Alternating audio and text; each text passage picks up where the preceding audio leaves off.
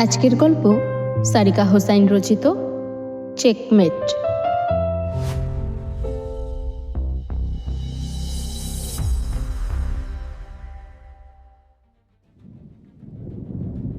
মুষলধারে যেই ভারী বর্ষণ হচ্ছিল তা ধীরে ধীরে কমে এলো, কিন্তু বিদ্যুৎ চমকানো থামল না। এখনো থেকে থেকে আকাশ গুড়গুড় শব্দে ডেকে উঠছে। দূর থেকে দলবাঁধা কুকুরের ঘেউ ঘেউ কর্কশ স্বর ভেসে আসছে ক্ষীণভাবে। সবকিছু কেমন ভুতুড়ে, গা ছমছমে। বৃষ্টির আভাস পেলেই আজকাল ইলেকট্রিসিটি দৌড়ে পালায়। চারিধারে কোথাও এক ফোঁটা আলোর অস্তিত্ব নেই। এক হাত কাছের জিনিসও ভালো মতো দেখা যাচ্ছে না। বিদ্যুতের চমকে সিদ্দিকের এলোমেলো দৌড়ে পালানো দেখে উন্মাদের ন্যায় হেসে উঠল সরফরাজ। পারেনি সে তার বেঈমান বিশ্বাসঘাতক বন্ধুকে মারতে। বিবেক যেন কোথাও একটা বাধা দিয়ে ধিক্কার দিয়ে বলে উঠল, একদিনের জন্য হলেও ও তোর সুখের সঙ্গী ছিল, কিভাবে মারবি ওকে? বৃষ্টির জলের সাথে সিদ্দিকের পদযুগলের সংঘর্ষে এতক্ষণ ধরে যেই ছপ ছপ আওয়াজ কানে আসছিল তা এখন আর শোনা যাচ্ছে না। হয়তো প্রাণের ভয় সিদ্দিক সুবহানের হাভেলির ত্রিসীমানা থেকে বহু দূরে পালিয়ে গিয়েছে।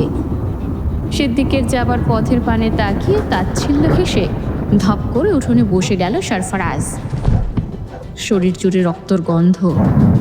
যেই ভয়াবহ অপরাধ দেহে এক বিন্দু প্রাণ থাকতে করতে চায়নি তাই যেন করতে হলো। মাসুদকে দিয়েই যেন নির্দয়ভাবে মানুষের প্রাণ কেড়ে নেওয়ার হাতখড়ি হলো। এখন কেমন যেন হাত দুইখানে নিষ্পিস করছে, আরও আরও রক্ত ছুঁতে চাইছে হাত দুটো। মানুষের প্রাণ কেড়ে নেবার নেশা বুঝি এতটাই প্রকট? এই নেশা কী করে দমাবো আমি? হাতের দাঁটাকে শক্ত করে ধরে তাতে ভর দিয়ে উঠে দাঁড়ালো সরফরাজ। বিদ্যুতের ঝলকে কাবিরের অনাদরে পড়ে থাকা দেহহীন মুন্ড চুলের ঝুঁটি ধরে হাতে তুলে নিল। এরপর ধীরে ধীরে ক্লান্ত শরীরে হাঁটতে লাগলো হাভেলি অভিমুখে। হাভেলির মোজাইক করা মেঝেতে ঘষে ঘষে রামদা টেনে নিয়ে যাচ্ছে সরফরাজ। পাথর আর লোহার ঘর্ষণে ভয়ানক স্ফুলিঙ্গের উৎপন্ন হচ্ছে, আর কেমন গা শিউরে ওঠা শব্দ।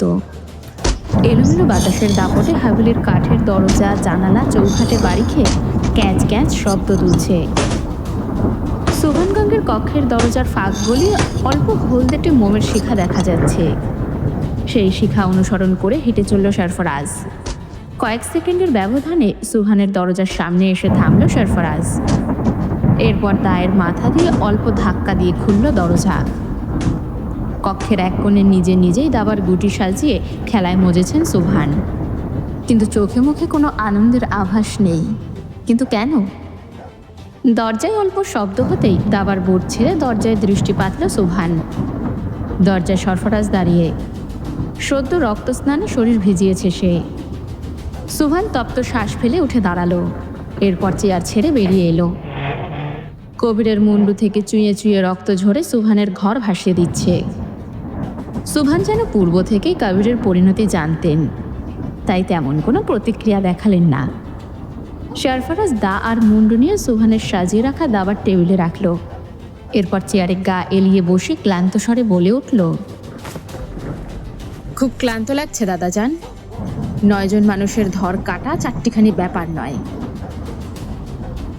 সুবহান গ্লাসে করে এক গ্লাস জল সরফরাজের সামনে রেখে গম্ভীর গলায় বললেন, রক্তের পিপাসা কেমন সরফরাজ?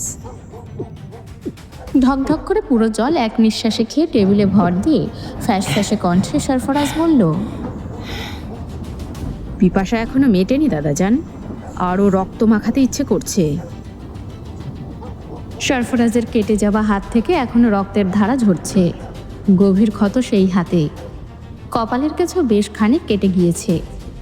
পা দুটো রক্তাক্ত জখমে ভর্তি। মোমের ক্ষীণ আলো সরফরাজকে একবার খুঁটিয়ে দেখে সরফরাজের সামনের চেয়ারে বসলেন সুবহান।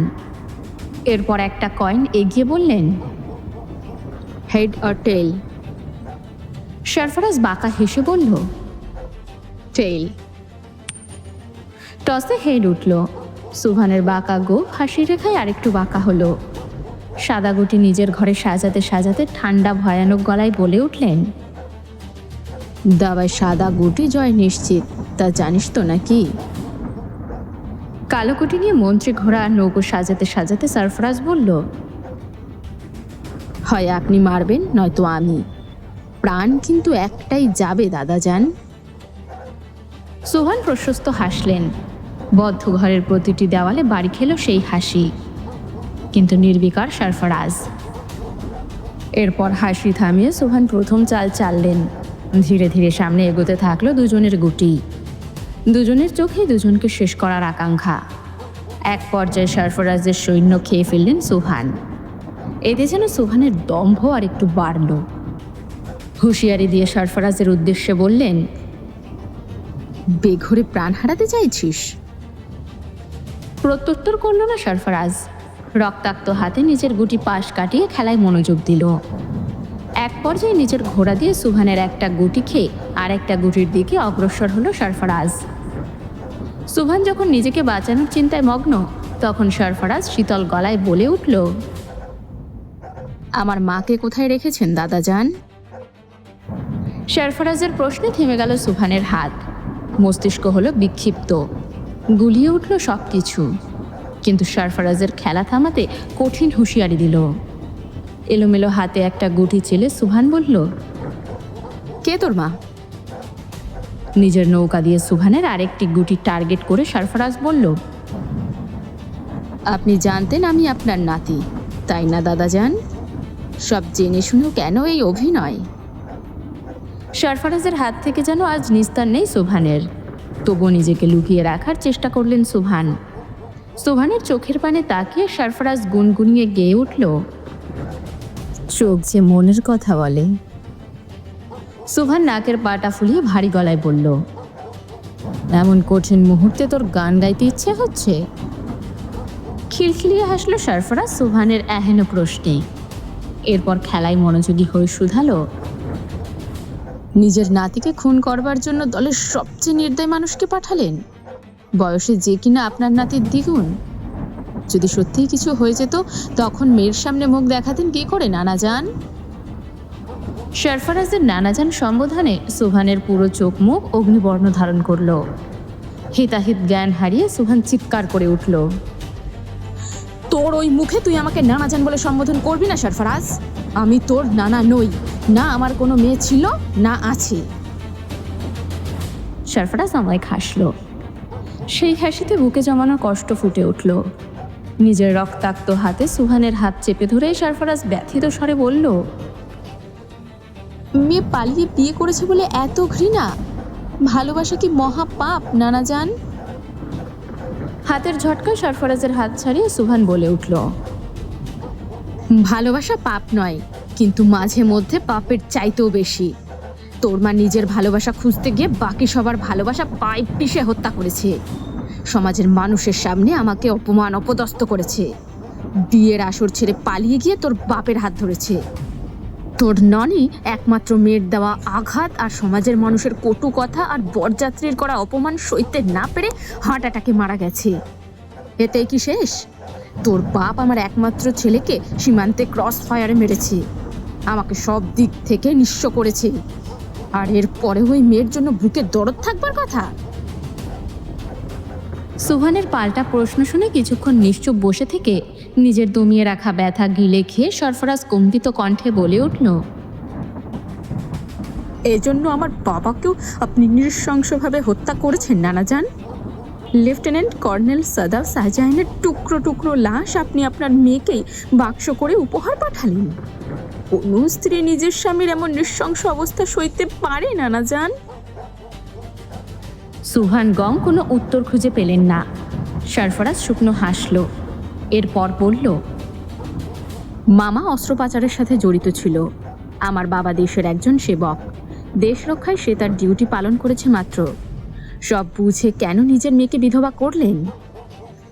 ধরেই নিলাম আমার মা বাবা দুজনেই অপরাধী, কিন্তু আমার কি অপরাধ ছিল নানাজান? আমাকে এতিম করলেন কেন?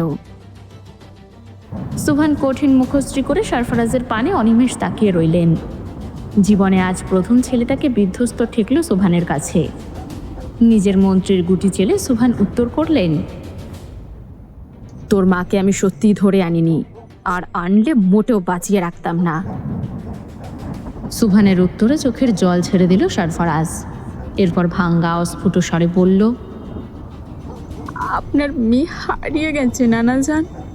9টি বছর ধরে তাকে খুঁজে চলেছি আমি, কিন্তু বিশ্বাস করুন কোথাও পাইনি। যেই বয়সে বাবা মায়ের বুকে ঘুমানোর কথা আমার, সেই বয়সে তাদের হারিয়ে এতিম আমি। আমার মাকে খুঁজে দেবেন নানাজান?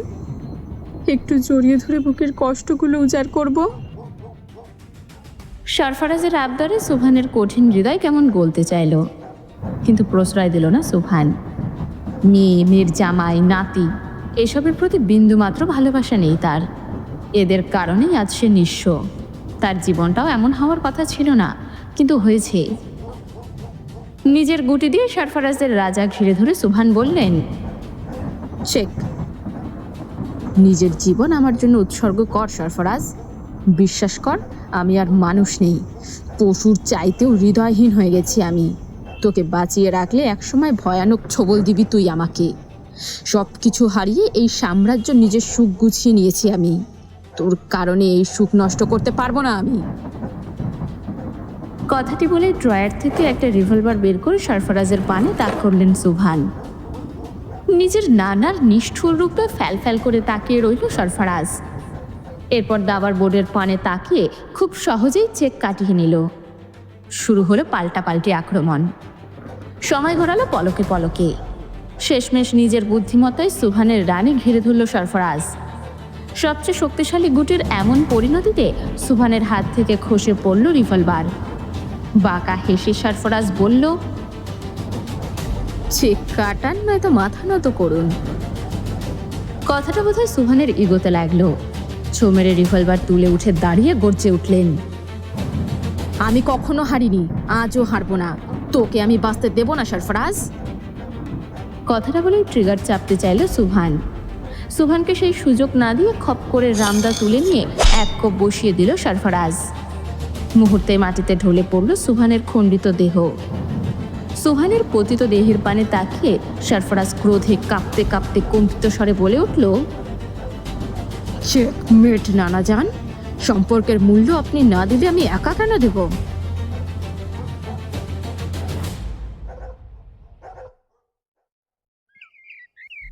ভোরের আলো ফুটল একদম অন্যভাবে। সকাল থেকে সূর্যখানা তীর্যক আলো বেরিয়ে চলেছে। পাখির কলতানের বিপরীতে কাকের কা কা ধ্বনি কানের তালা লাগিয়ে দিচ্ছে। চারপাশে রক্তের পচে যাওয়া গন্ধ আর মাছের ভনভনানি শব্দে পেট গুলিয়ে ওঠার উপক্রম। হাভেলির আঙিনায় কুকুরের দল ঘেউ ঘেউ শব্দে উত্তাল করে তুলেছে পুরো বাড়ি।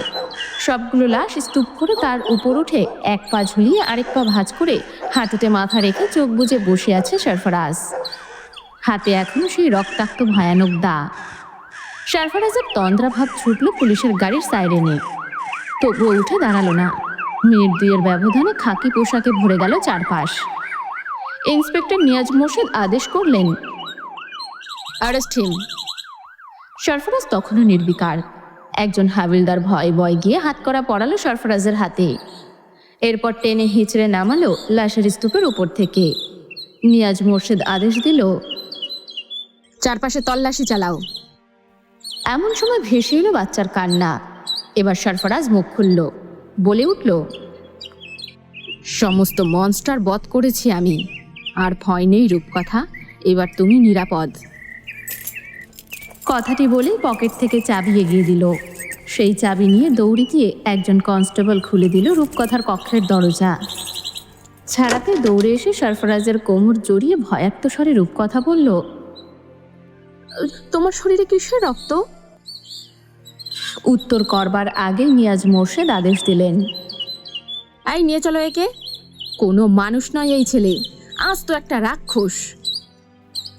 টানতে টানতে সরফরাজকে নিয়ে গেল কনস্টেবল, কিন্তু রূপকথা চেপে ধরে রইল সরফরাজের হাত আর কেঁদে কেঁদে পুলিশের উদ্দেশ্যে বলে উঠল, ওকে কেন নিয়ে যাচ্ছ? ওকে বেঁধেছো কেন? আমি ওকে কোথাও নিয়ে যেতে দেবো না।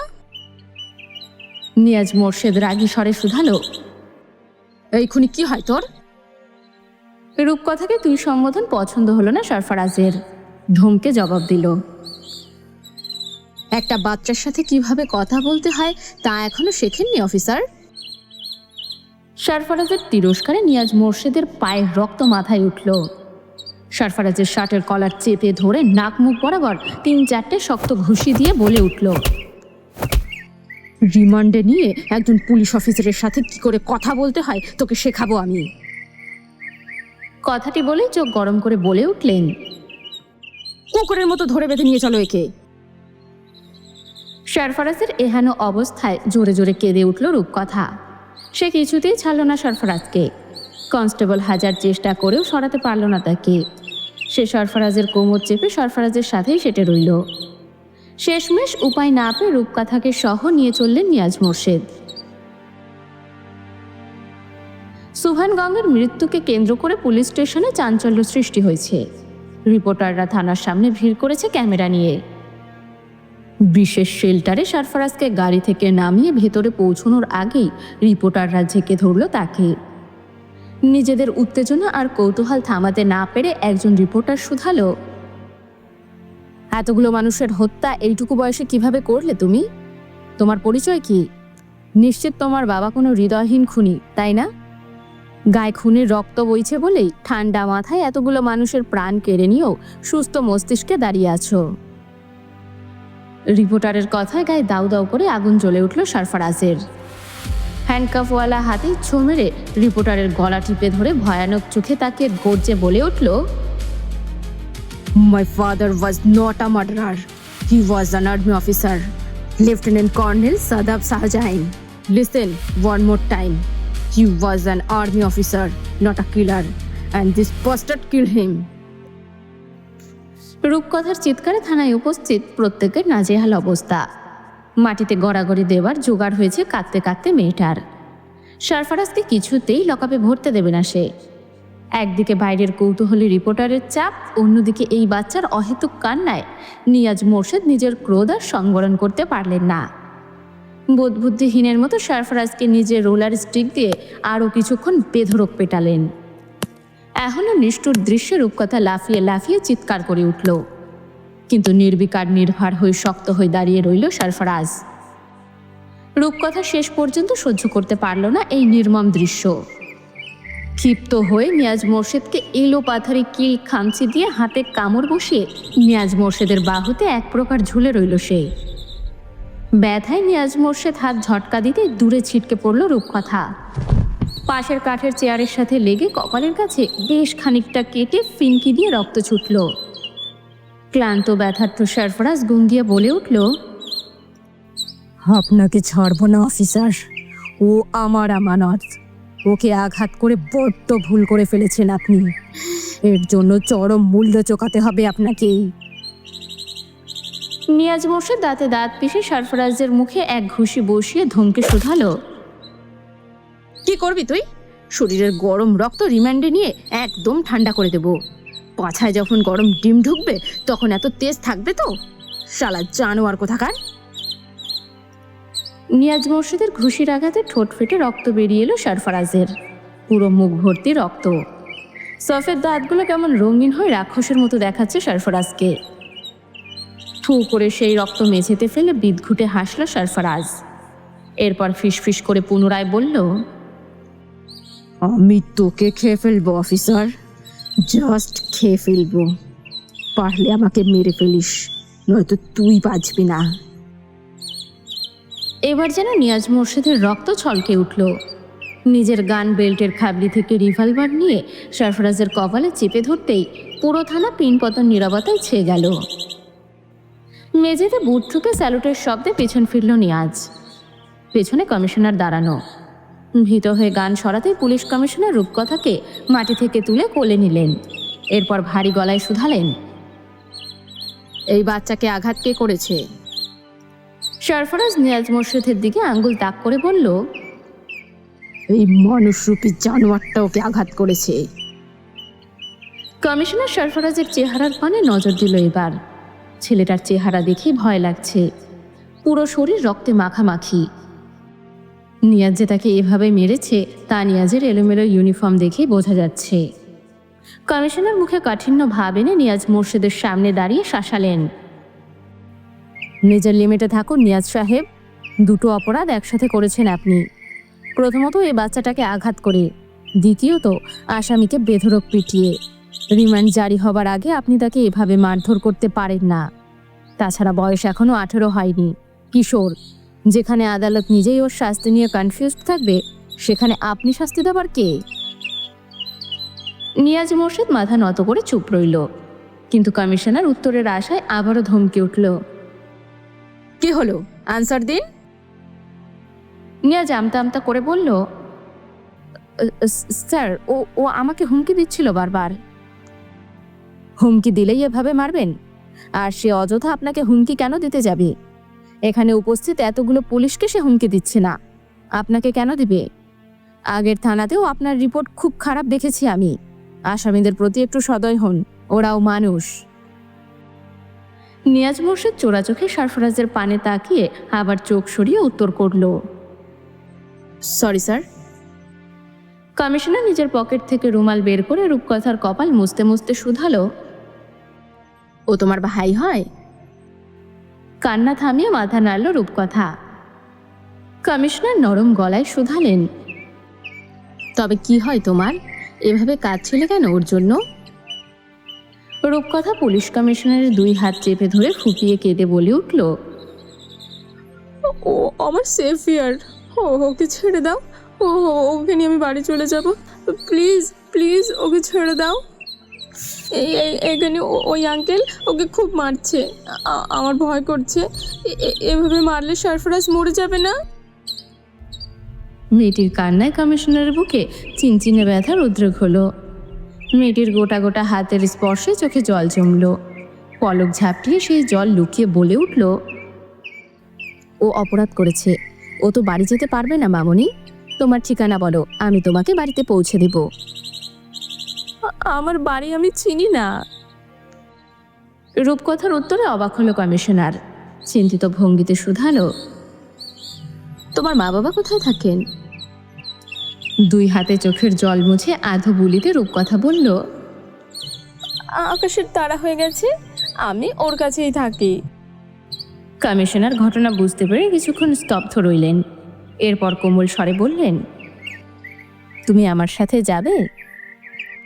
তড়িৎ মাথা নেড়ে রূপকথা সরফরাজের পানে আঙ্গুল নির্দেশ করে বলল,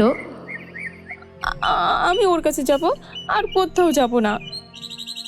কমিশনার বুঝলেন পুরো বিষয়, তাই আর না ঘাটিয়ে নিয়াজ মোর্শেদকে আদেশ দিলেন, মেয়েটাকে সহ লকআপে রেখে দিন। আজ রাতটুকু মেডিকেল সেলে থাকার ব্যবস্থা করুন ওদের। আর বাচ্চাটাকে ভয়ভীতি দেখিয়ে ডিস্টার্ব করবেন না। যদি মেয়েটার কান্না আবারও আমার কানে যায়, তবে সবাই এর জন্য জবাবদিহিতা করতে বাধ্য থাকবেন। নিয়াজ মোর্শেদ বাদ সেধে বলে উঠলেন, কাল সকালেই ওকে কোর্টে চালান করতে হবে স্যার। মেয়েটা কিছুতেই ওকে ছাড়ছে না। এভাবে একটা বাচ্চা এমন ভয়ানক ক্রিমিনালের কাছে কিভাবে রাখবো স্যার? কমিশনার শুকনো হাসলেন, এরপর বললেন, শিশুরা ভালোবাসার কদর সবচাইতে ভালো বোঝে নিয়াজ সাহেব। আমরা যাকে ভয়ানক খুনি ভাবছি, সে এই মেয়েটির রক্ষাকর্তা। তাই বেশি না বুঝে যা করতে বলছি তাই করুন। নিজ কার্যালয়ে বসে বসে রূপকথার কথা এক মনে ভেবে চলেছেন কমিশনার। মেয়েটির বড় বড় চোখ, গোলাপি ঠোঁট, শ্বেত শুভ্র গায়ের রং আর মায়াবী চেহারা তার হৃদয়কে ক্ষতবিক্ষত করছে। নিজের সন্তানের কথা মনে পড়তে চিৎকার করে কাঁদতে ইচ্ছে করছে, কিন্তু পুরুষ চাইলেই কাঁদতে পারে না। হৃদয় ব্যথায় টনটনে হলেও মুখে হাসি ফুটিয়েই চলতে হয়, নইলে মানুষ খেতাব দেয় কাপুরুষ। হঠাৎ সেলফোনের শব্দে ধ্যান ভাঙল তার। স্ক্রিনে মেড সার্ভেন্টের নাম্বার দেখে হতাশা মিশ্রিত শ্বাস ফেলে ফোন তুললেন তিনি। ওপাশ থেকে অল্প বয়সী মেয়েদের উত্তেজিত আওয়াজ পাওয়া মাত্রই কমিশনার বললেন, আমি আসছি। ফোন কেটে সমস্ত চিন্তা ভুলে ছুটে চললেন বাংলো অভিমুখে। থানার কাছাকাছি হওয়ায় বেশি সময় লাগলো না বাসায় পৌঁছতে। ঘরে ঢুকে এলোমেলো ভাঙচুর করা জিনিসের ছড়াছড়ি দেখতে পেলেন মেঝে জুড়ে। ড্রয়িং রুমে এখনো ফুল ভলিউমে টিভি চলছে। দৌড়ে যেতে নিলে সিরামিকের একটা মগ ছুটে এসে তার কপাল বরাবর লাগলো। কপাল চেপে ধরেই দৌড়ে বেডরুমে গিয়ে ডেকে উঠলেন, রেখা। স্বামীর গলাপে সার্ভেন্টকে ছাড়িয়ে দৌড়ে এসে কমিশনারের শার্টের কলার টেনে ধরে হাউমাউ করে কেঁদে বলে উঠলেন, ও ওখানে আমার বাচ্চা, আমার বাচ্চাকে এনে দাও সুফিয়ান, ও ভয় পাচ্ছে, ও কাঁদছে, আমার ছোট বাচ্চা কাঁদছে, আমাকে এক্ষুনি এনে দাও, এনে দাও। সহধর্মিণীর এমন উন্মাদনা দীর্ঘ 8টি বছর ধরে সহ্য করতে করতে সুফিয়ান চৌধুরী যেন পাথরে পরিণত হয়েছে। অধিক আদরের একমাত্র সন্তানকে হারিয়ে মস্তিষ্ক বিকল রোগে ভুগছেন রেখা। সুন্দর কোনো মেয়ে বাচ্চা দেখলেই উন্মাদ হয়ে ওঠেন। কোনোভাবেই এই হাইপার অ্যাক্টিভিটি কমানো যায় না। শেষমেশ উপায় হিসেবে হাইডোজের ঘুমের ঔষধ নয়তো ইলেকট্রিক শক। কতদিন চলবে এই বেদনার্ত খেলা? রেখাকে বুকে চেপে মাথায় হাত বুলিয়ে শান্ত করলেন সুফিয়ান চৌধুরী। এরপর আহত মেয়ের এসে বলল, টিভিতে সুভাঙ্গাং হত্যার নিউজ দেখতে দেখতে উনি হঠাৎ চিৎকার করে উঠলেন আমার বাচ্চা বলে। এরপর থেকে এমন চলছে স্যার, কোনোভাবে ম্যানেজ করা যাচ্ছে না। সুফিয়ান কি মনে করে স্ত্রীকে বললেন, আমার সাথে থানায় যাবে রেখা? চকচকে চোখে মুখে হাসির রেখা ফুটিয়ে রেখা বাচ্চাদের মতো বলল, ওখানে টুনটুন আছে? চোখের জল আড়াল করে সুফিয়ান বললেন, হ্যাঁ। রেখা আর অপেক্ষা করতে চাইল না, সুফিয়ানকে বগল দাবা করে থানা অভিমুখে ছুটল। মেডিকেল সেলের বেডে সরফরাজকে পেছন থেকে গলা জড়িয়ে ধরে বসে আছে রূপকথা। বাবা মায়ের পর এই মানুষটি তার আশ্রয়স্থল।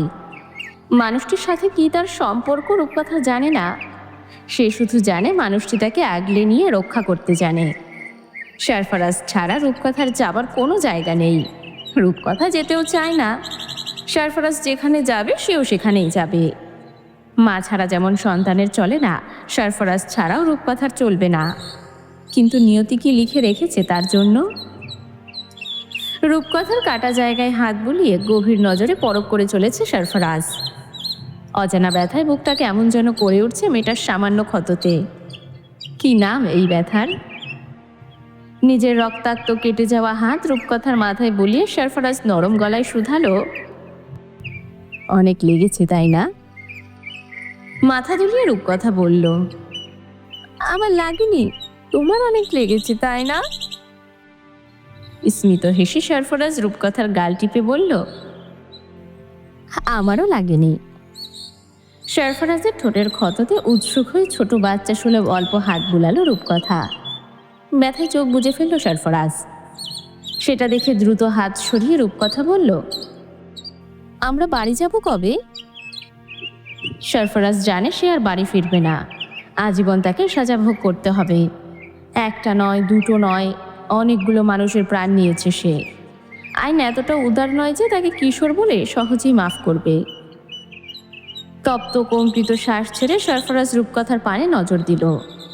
এরপর ব্যথিত স্বরে বলল, আমি আর এই কঠিন দেওয়ালের ভিতর থেকে বের হতে পারবো না রূপকথা। তাহলে আমিও এখানেই থাকবো। এখানে সব দৈত্য দানবের বসবাস। তুমি তো রাজকুমারী। রাজকুমারী কি করে দৈত্যের সাথে বাস করবে বলো তো? তুমি তাহলে সব দৈত্য মেরে দাও।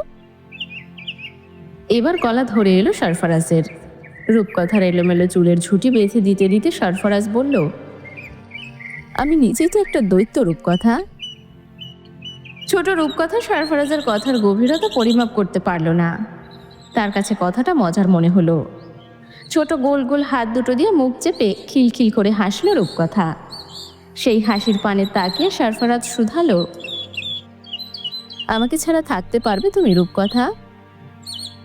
নিজের ছোট হাতের আজলায় সরফরাজের দুই গাল ধরে রূপকথা আদুরে ভঙ্গিতে বলল, আমি তোমাকে ছেড়ে কোথাও যাব না সরফরাজ। এমন সময় একজন কনস্টেবল এসে সরফরাজকে ডেকে বলে উঠল, কমিশনার আসছেন। সরফরাজ ভীতিহীন রূপকথার হাত চেপে ধরে বসে রইল। কনস্টেবল বিদায় নিতে দৌড়ে সেলের ভিতর প্রবেশ করল রেখা। চোখে মুখে অনন্য খুশির দ্যুতি তার। এসে রূপকথাকে বুকে জড়িয়ে চোখে মুখে হাজারো চুমু আঁকল। আকস্মিক এমন কাণ্ডে ভরকে গেল রূপকথা। সরফরাজ ভাবল হয়তো রূপকথার আত্মীয়।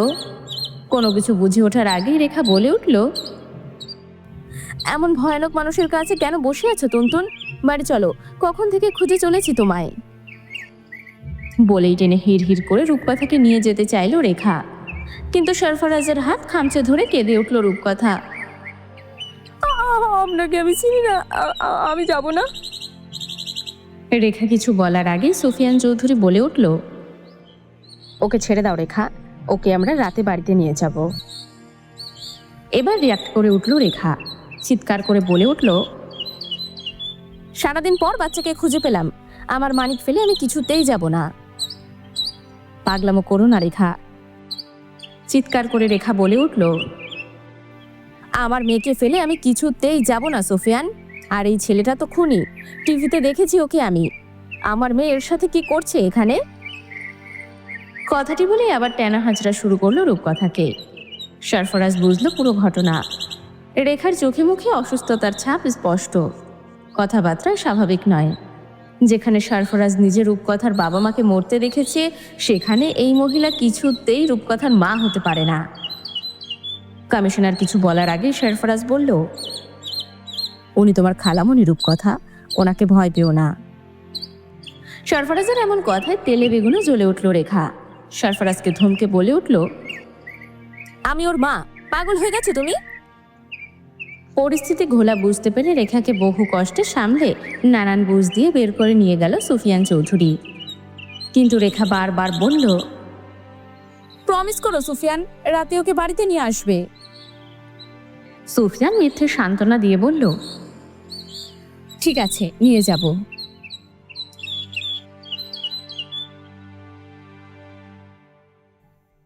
রাতের আধারে এসে গ্রাস করেছে ধরণী। ঘড়ির সময় জানা নেই সরফরাজের। হাজতের কঠিন দেওয়াল পার করে এখানে বাইরের কোনো সারা শব্দ আসে না। চারপাশে শুধু পুলিশের বুটের শব্দ ব্যতীত সব কেমন ধোঁয়াশা। রূপকথা কিছুক্ষণ আগেই ঘুমিয়েছে। কমিশনার স্পেশাল খাবার পাঠিয়েছে তার জন্য। মুখের আঘাতের কারণে সরফরাজ কিছুই খেতে পারেনি। থেকে থেকেই মেয়েটি ঘুমের ঘোরে বলে উঠছে, আমি সরফরাজকে ছেড়ে যাব না, যেমন আমি সরফরাজকে ছেড়ে। মেয়েটির মুখের মায়া সরফরাজ তাচ্ছিল্য হেসে বলে, সম্পর্কে তুমি আমার কেউ না, অথচ টান যেন জনম জনমের। কথাটি বলে রূপকথার কপালের আঘাতের স্থানে অল্প হাত ছুঁয়ে আদর করল সরফরাজ। হঠাৎ ভারী বুটের শব্দে নড়ে চড়ে উঠল সরফরাজ। সরফরাজ ধরে নিল নিয়াজ মোর্শেদ তাকে শায়েস্তা করার জন্য আসছে বোধ হয়। কিন্তু তাকে ভুল প্রমাণ করে কমিশনার সুফিয়ান চৌধুরী ভেতরে প্রবেশ করে বলে উঠল, বাচ্চাটা আমাকে দিবি সরফরাজ? সরফরাজ যেন কথা বলার ভাষা হারিয়ে ফেলল। বিছানা থেকে উঠে দাঁড়িয়ে ফাঁকা দৃষ্টিতে তাকিয়ে রইল সুফিয়ান চৌধুরীর পানে। সুফিয়ান চৌধুরী আবারও অসহায়ের ন্যায় বলে উঠল, দুপুরে যাকে দেখলি ও আমার স্ত্রী, ভালোবেসে বিয়ে করেছি। টাকা পয়সা ক্ষমতা কিছুটির অভাব নেই। অভাব কিসের জানিস? একটা সন্তানের। সরফরাজ অবাক হয়ে শুনতে লাগলো কমিশনারের কথাগুলো। কমিশনার রূপকথার ঘুমন্ত মুখের পানে তাকিয়ে আবারও বলল, বিয়ের 14 বছর পর মা হয়েছিল রেখা। মা হতে পেরে কি খুশি না হয়েছিল সেদিন। দীর্ঘ প্রতীক্ষার পর রেখার কোল আলো করে ফুটফুটে এক কন্যা সন্তান এলো আমাদের। কিন্তু ভাগ্যের নির্মম পরিহাসে 5 বছর বয়সে মেয়েটা রোড অ্যাক্সিডেন্টে আমাদের ছেড়ে চলে গেল। রেখার সামনে ঘটেছে এই দুর্ঘটনা। চোখের সামনে নিজ সন্তানের নির্মম মৃত্যু সইতে পারেনি সে। সাথে সাথে ব্রেন শর্ট হয়ে সেন্সলেস হয়ে গেছে। এরপর থেকে আগের হাসি খুশি শান্ত স্থির রেখা হারিয়ে গেছে। যেই রেখা বেঁচে আছে সে বদ্ধ উন্মাদ, বিক্ষিপ্ত, চঞ্চল। কথাগুলো বলতে বলতে কেঁদে ফেললেন কমিশনার। সে সরফরাজের হাত চেপে ধরে সিক্ত গলায় আবারও বললেন, তোর কোনো ভবিষ্যৎ নেই সরফরাজ। মেয়েটার যাবার কোনো জায়গা নেই তোর অবর্তমানে। তোর জেল হবে যাবজ্জীবন। এতগুলো বছর কে দেখবে এই বাচ্চাটাকে? তোর সাথে সাথে এই ফুটফুটে বাচ্চাকে কতদিন জেলে রাখতে পারবি তুই? কোর্টে রায় হলে তোকে পাঠানো হবে সংশোধনাগারে, আর এই বাচ্চাকে দেওয়া হবে কারো হেফাজতে। মেয়েটা হুট করে মানিয়ে নিতে পারবে সেসব? বিবেক বুদ্ধি দিয়ে একবার মেয়েটার ভবিষ্যৎ ভেবে দেখ। সরফরাজ মাথা নত করে নীরব রইল। মন এত ভার কেন হচ্ছে এসব শুনে? রূপকথা তার কেউ না, তবুও তাকে ছাড়তে মন সায় দেয় না কেন? মেয়েটাকে দেখার পর থেকে রেখা স্বাভাবিক আচরণ করছে বাসায়। বাচ্চার জন্য রান্না করছে, ঘর গোছাচ্ছে, তুনতুনের কাপড় বের করে গুছিয়ে রাখছে। আচরণ একদম স্বাভাবিক। নিজের স্ত্রীকে দীর্ঘ 8 বছর পর এমন হাসি খুশি দেখে বড্ড লোভ হচ্ছে জানিস। মোটেও এমনি এমনি মেয়েটাকে নিয়ে যাব না, তোকে সুন্দর একটা জীবন উপহার দিয়ে মেয়েটাকে নিয়ে যাব। কথাটি বলে সরফরাজের পায়ের কাছে হাঁটু মুড়ে বসে গেলেন সুফিয়ান চৌধুরী। আকস্মিক এমন কাণ্ডে সরে দাঁড়ালো সরফরাজ। সুফিয়ান ব্যথিত কণ্ঠে বললেন, দীর্ঘ জীবনের দায়িত্বে আজ অসৎ হতে চলেছি, গায়ের ওর দিকে কলঙ্ক লাগাতে চলেছি, শুধুমাত্র প্রিয়তমা স্ত্রীর মুখের হাসি আর তার স্বাভাবিক জীবনযাপনের জন্য। কোর্টে চালানের পথে তোকে পালানোর সমস্ত পথ আমি খুলে দেব সরফরাজ। শুধু তাই নয়, এই দেশ থেকে অন্য কোথাও তোকে পাঠিয়ে দেব, যেখানে তোর অপরাধ সম্পর্কে কেউ জানবে না, কেউ অপরাধী খুনি বলে তোর দিকে আঙ্গুল তুলবে না। শুধু মেয়েটাকে ভিক্ষে দে আমায়। দেখ বয়সে কত বড় হয়ে তোর পায়ের কাছে বসে আছি আমি, দিবি? সরফরাজ চোখ বুজে নিজের ভবিষ্যৎ ভেবে নিল। সত্যি তার এই অনিশ্চিত জীবনে মেয়েটিকে জড়িয়ে শুধু শুধু কষ্ট বই আর কিছুই দেওয়া হবে না। এর চাইতে রূপকথা কমিশনারের পরিবারের কাছে থাকলে ভালোই থাকবে, ওর সুন্দর ভবিষ্যৎ হবে। রূপকথার ভবিষ্যৎ চিন্তা করে মাথা ঝাঁকালো সরফরাজ। এরপর বুক পকেট থেকে একটা রক্তাক্ত ছবি বের করে কম্পিত হাতে সুফিয়ান চৌধুরীর পানে এগিয়ে বলল, আমার মাকে খুঁজে দেবেন? দ্রুত হাতে ছবি নিয়ে সুফিয়ান বলল, দেব। সরফরাজ একবার রূপকথার মাথায় হাত বুলালো, এরপর বলল, আগলে রাখবেন, বড় লোকের মেয়ে, বাবা জাহাজের ক্যাপ্টেন ছিল, আমার সামনে দুনিয়া থেকে বিদায় নিয়েছে তারা। মাথা ঝাঁকিয়ে সায় জানিয়ে ঘুমন্ত রূপকথাকে কোলে তুলে বুকে জড়ালো সুফিয়ান। এরপর চলে যাবার জন্য পা বাড়ালো। সরফরাজ ব্যথিত স্বরে বলল, কাল একবার নিয়ে আসবেন, শেষ দেখা দেখব।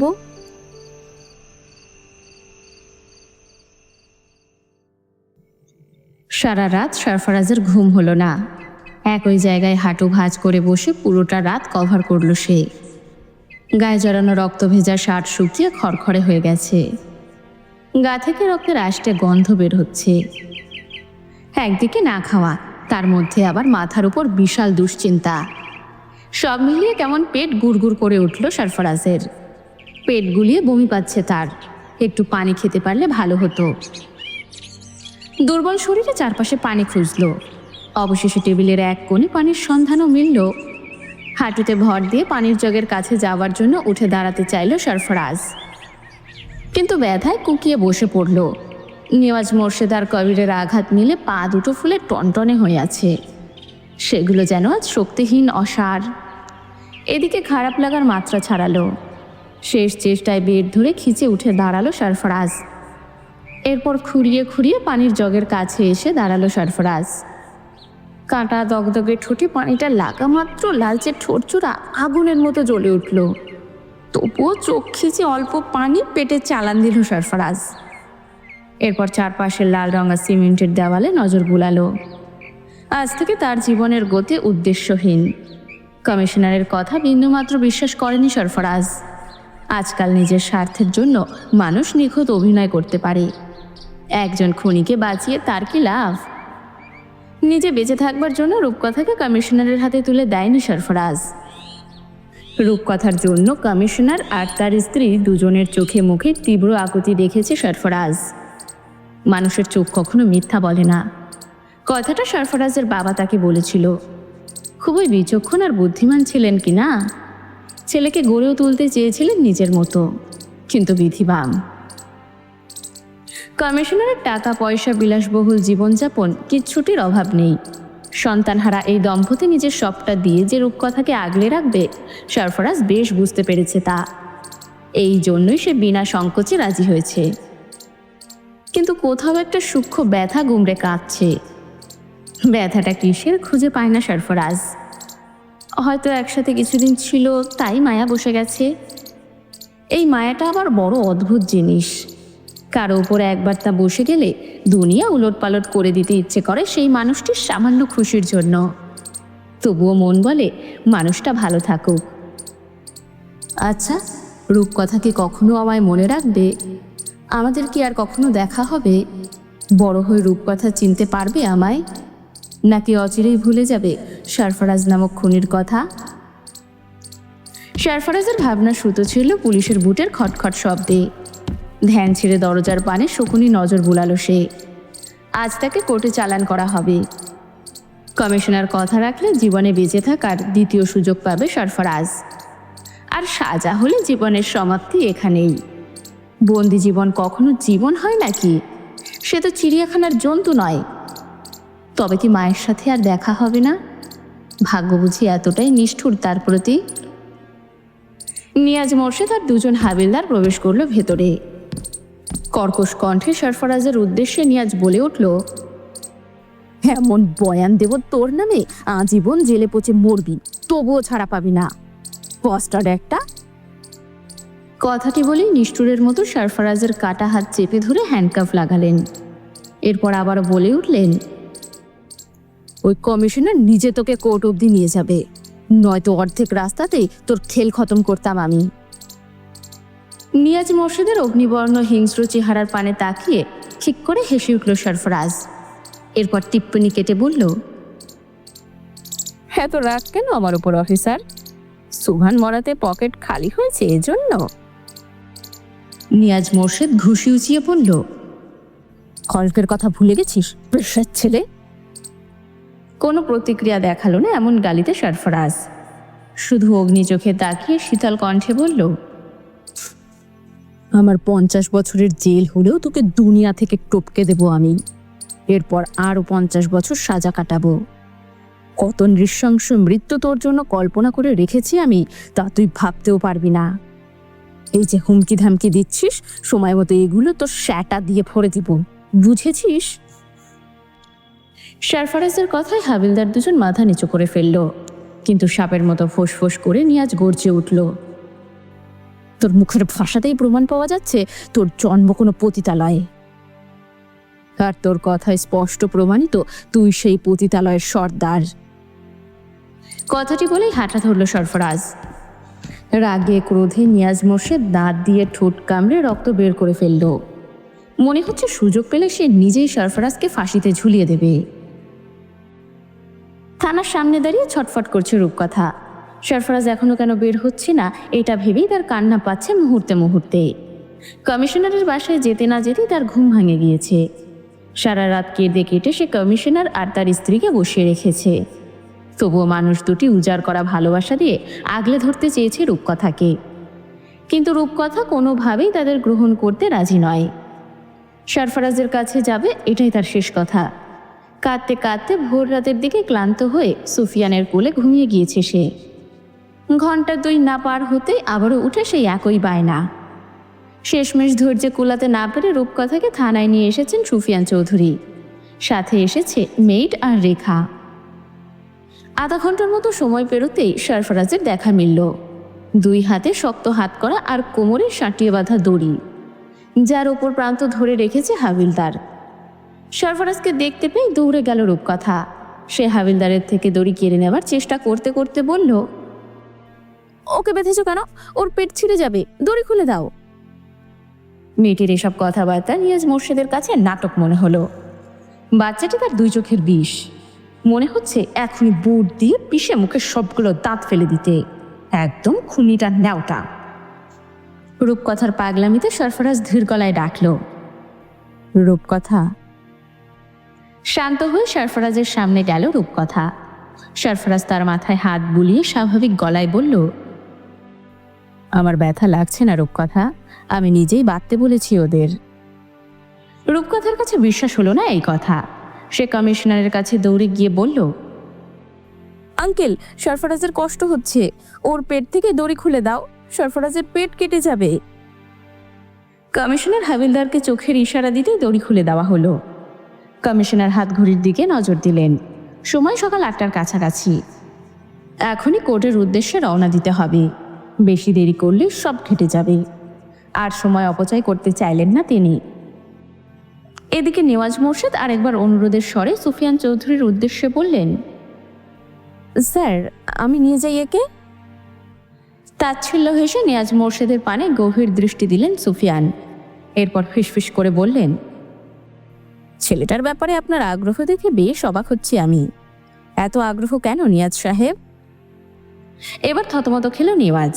কিছু প্রত্যুত্তর করবার আগেই কমিশনার আদেশ দিলেন, পুলিশ ভ্যান রেডি করুন, আমাদের বেরোতে হবে। নিয়াজ চলে যেতে সরফরাজ রূপকথার সামনে হাঁটু মুড়ে বসল। এরপর দুই কাঁধ ধরে আদুরে স্বরে বলল, আমি অনেক দূরে যাচ্ছি রূপকথা। আমি না ফেরা পর্যন্ত এই লোকটার বাড়িতেই তুমি থাকবে। ওনারা খুব ভালো মানুষ, তোমাকে চকলেটস দেবে, ভালো খাবার দেবে, নতুন জামা কার্টুনও দেখতে দিবে। এরপর স্কুলে ভর্তি করে দেবে তোমাকে। সেখানে আমার মতো অনেক বন্ধু পাবে। তুমি শুধু আমি না ফেরা পর্যন্ত লক্ষ্মী মেয়ে হয়ে থাকবে, ঠিক আছে? নইলে কিন্তু আমি আর ফিরবো না। নিজের ছোট্ট হাতের আজলায় সরফরাজের রক্তাক্ত মুখ ধরে রূপকথা কান্নাযুক্ত কণ্ঠে বলল, আমি তোমার সাথে যাব সরফরাজ। এখানে ভালো লাগে না আমার। আমাকে ফেলে কোথায় যাচ্ছ তুমি ঘুরতে? আমি তোমাকে বিরক্ত করি না, তবে আমাকে নেবে না কেন? মেয়েটির অবুঝ প্রশ্নে সরফরাজের হৃদয় ছুরিকাঘাত হলো। কেমন তীক্ষ্ণ সেই ব্যথা। তবুও নিজেকে সামলে সরফরাজ বলল, আমি খুব শীঘ্রই ফিরে আসবো রূপকথা। না, আমি তোমাকে কোথাও যেতে দেব না। কথাটি বলেই সরফরাজকে জাপটে ধরে জোরে কেঁদে উঠল রূপকথা। এবার নিজেকে সামলাতে পারল না সরফরাজ। রূপকথার কোমর জড়িয়ে ধরে সেও কেঁদে উঠল। রূপকথার চোখের জলে সরফরাজের মাথার চুল ভিজে উঠল। মেয়েটি কেমন বাঁধনে বেঁধেছে তাকে। এই বাঁধন ছিঁড়তে এত কষ্ট কেন হচ্ছে? দমটাও বন্ধ হতে চাইছে কেন? রেখা ছুটে এসে রূপকথাকে সরিয়ে নিতে চাইল, কিন্তু সরফরাজের গলা ছাড়ল না রূপকথা। এদিকে সরফরাজের যাবার সময় হয়ে গিয়েছে। সুফিয়ান কঠোর গলায় বললেন, যেতে হবে সরফরাজ। রূপকথার চোখের জল মুছে সরফরাজ বলল, ভালো থেকো রূপকথা, আমাদের আবার দেখা হবে, আসছি। কথাটি বলেই উঠে দাঁড়ালো সরফরাজ, কিন্তু রূপকথা ছাড়ল না সরফরাজকে। সে ঝুলেই রইল সরফরাজের গলা ধরে। এক প্রকার বাধ্য হয়েই রেখা আর মিট মিলে সরফরাজের থেকে রূপকথাকে ছাড়ানোর জন্য জোরাজোরি করতে লাগলো। এহেন দৃশ্যে অসহনীয় ব্যথায় হৃদয় জর্জরিত হলো সরফরাজের। আহত পা দুটো কেমন অসাড় হলো। রেখা আর মেয়েদের শক্তির সাথে ছোট দেহের শক্তি কুলালো না। টেনে হিচড়ে সরফরাজ থেকে আলাদা করলো রূপকথাকে। বাঁচার তাগিদে সরফরাজের শার্ট খামচে ধরল মেয়েটি। শেষ রক্ষাও হলো না। ধীরে ধীরে দূরত্ব বাড়তে লাগলো। সরফরাজের শার্ট ছিঁড়ে বোতাম খুলে চলে এলো রূপকথার হাতের মুঠোয়। রেখার কোলে হাত পা ছোড়াছুড়ি করে গলা ফাটিয়ে চিৎকার করছে রূপকথা। আহা, কি হৃদয় বিদারক নিষ্ঠুর দৃশ্য! এহেন দৃশ্যে সুফিয়ান গোপনে চোখ মুছলেন। কেঁদে ফেলল থানায় উপস্থিত মানুষজন। তবুও দায়িত্বের বোঝায় সরফরাজকে পুলিশ ভ্যানে তুলে ভারী দরজা আটকে দেওয়া হলো। বিদায় জানানোর জন্য হাত নাড়ানোর সুযোগটুকু দেওয়া হলো না সরফরাজকে। ছোট অবুঝ রূপকথা সরফরাজকে আর দেখতে না পেয়ে চিৎকার করে ডেকে উঠল, সরফরাজ!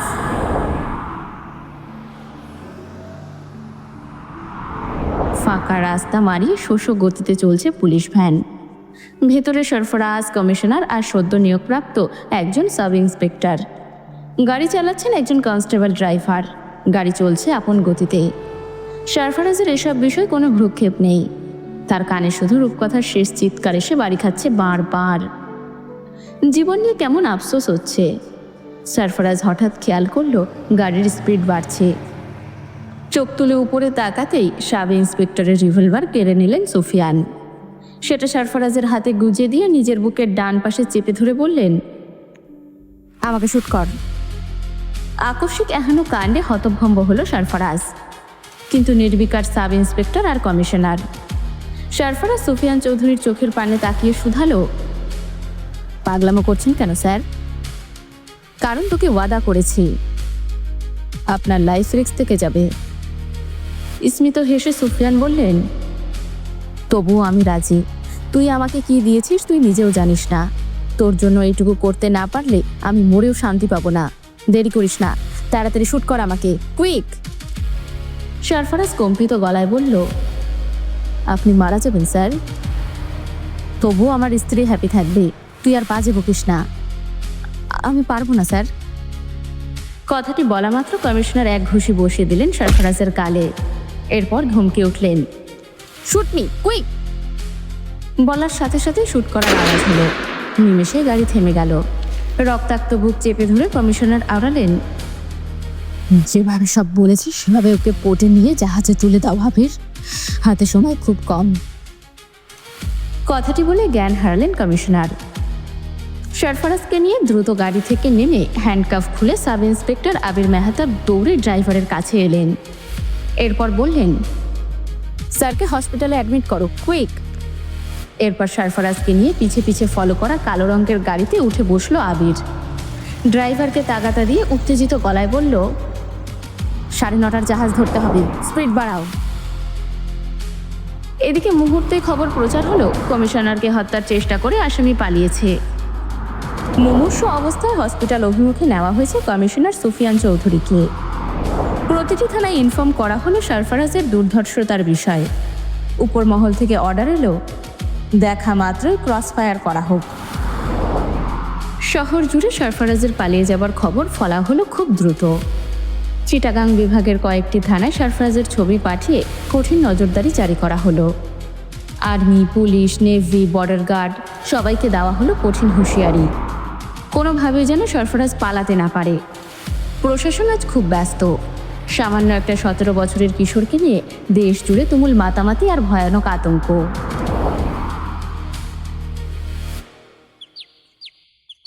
এদিকে খুবই মুমূর্ষু অবস্থায় হাসপাতালে অ্যাডমিট করা হলো সুফিয়ান চৌধুরীকে। ক্লোজ রেঞ্জ থেকে শ্যুট করার কারণে বুলেট তখনই বেরিয়ে গেছে, কিন্তু রক্তপাত হয়েছে প্রচুর। সুফিয়ান চৌধুরীর লাইফ রিস্ক খুব প্রকট আকারে দেখা দিয়েছে। শ্বাস চলছে খুবই ধীরে, শরীর ফ্যাকাশে হয়ে গিয়েছে ইতিমধ্যে। হসপিটাল জুড়ে ডক্টর, নার্স আর পুলিশের দৌড়াদৌড়িতে কান ভারী হয়ে উঠল। নিয়াজ মোর্শেদের কাছে বিষয়টা কেমন যেন সন্দেহের ঠেকল, কিন্তু সুফিয়ান চৌধুরীর দীর্ঘ বছরের সততা আর কঠোরতা তাকে দমিয়ে রাখল। স্পেশালভাবে পুলিশ কারে রেখাকে হাসপাতালে আনা হলো। সামান্য একটু সুখ ধরা দিতেই আবার যেন কষ্ট এসে ভর করলো তার জীবনে। কিন্তু রেখা কাঁদল না আজ। শোকে কেমন পাথরের মতো রূপকথাকে জড়িয়ে ধরে বসে রইল ওয়েটিং চেয়ারের এক কোণে। মুহূর্তে কয়েক ব্যাগ রক্ত জোগাড় করা হলো। সেগুলো ক্রস ম্যাচ করে আবারও নার্সরা ছুটল এমার্জেন্সি ওটিতে। নার্স ঢোকা মাত্র বৃহৎ ওটি রুমের দরজা বন্ধ হয়ে গেল। জ্বলে উঠল লাইট। চলতে লাগলো একদিকে রক্ত বিনিময়, অপরদিকে অপারেশন। চৌকস বুদ্ধিদীপ্ত সাব ইন্সপেক্টর জাহাজ ছাড়ার 2 মিনিট আগে সমস্ত বাধা ডিঙ্গিয়ে সরফরাজকে তুলে দিল বিশাল মালবাহী কার্গো শিপে। জাহাজের গন্তব্য ক্যালিফোর্নিয়া। সময় লাগবে 1 মাস বা তার বেশি। সরফরাজ এই জাহাজে একজন খালাসির পরিচয় থাকবে। ক্যালিফোর্নিয়া যাওয়া মাত্র সুফিয়ান চৌধুরীর বন্ধু তাকে রিসিভ করবে, এমনটাই জানে আবির। সরফরাজের হাতে কিছু শুকনো খাবারের প্যাকেট দিয়ে দ্রুত নেমে গেল আবির। আবির চলে যেতেই বিকট হুইসেল বাজিয়ে সমুদ্র চিরে ধীরে ধীরে চলতে লাগলো জাহাজ। এতক্ষণ সময় ধরেও সরফরাজ কেমন কঠিন হৃদয়ের মানুষের মতো নির্বিকার ভঙ্গিতেই দাঁড়িয়েছিল। আকাশে চোখ জোড়াতেও ছিল আদম্য সাহস। ভয় যেন তার ধারে কাছেও ঘেঁষতে পারছে না। কিন্তু জাহাজ চলতে সমস্ত সাহস কোথায় যেন হারিয়ে গেল। চোখ জোড়াও কেমন অসহায় হলো। নিজের মা বাবা হারিয়ে যেই ছেলে শক্ত মনে দিন পার করেছে, সেই ছেলে হঠাৎই অজানা ব্যথা আর একাকী ভয় হু হু করে কেঁদে উঠল। নিজের বয়স ভুলে 2 বছরের ছোট বাচ্চার ন্যায় কেঁদে উঠল সরফরাজ। নিজের অবস্থান থেকে রূপকথার অবস্থা অনুধাবন করল সে। মেয়েটির মায়াবী কান্নারত মুখশ্রী মনে পড়তেই বুক ভেঙে আরও কান্না এলো। রূপকথাকে আগলে রাখার মানুষ আছে, কিন্তু তাকে কে আগলে নেবে? এই ভয়াবহ বিশাল দরিয়া কিভাবে পাড়ি দিবে সে? জাহাজের মাছ তুলে দাঁড়িয়ে বিশাল খোলা আকাশ আর নিষ্ঠুর সমুদ্র নজর বোলালো সরফরাজ। এরপর গলার সমস্ত খাটিয়ে চিৎকার করে উঠল, মা!